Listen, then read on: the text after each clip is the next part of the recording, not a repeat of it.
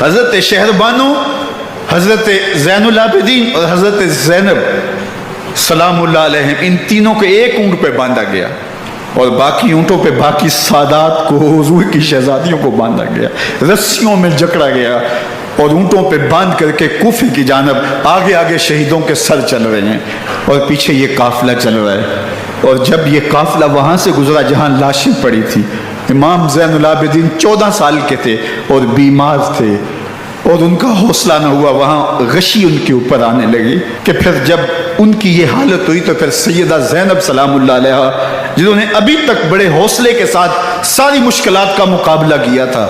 اب ان کے بندھن ٹوٹ گئے اور آنکھوں سے آنسو بہنے لگے۔ امام حسین رضی اللہ تعالیٰ عنہ کی لاش پہ کھڑے ہو کے، اور وہ روندی ہوئی لاش، ٹوٹی ہوئی ہڈیاں، اور وہ بدن، کٹا ہوا سر نیزے کی نوک پہ، اور لاش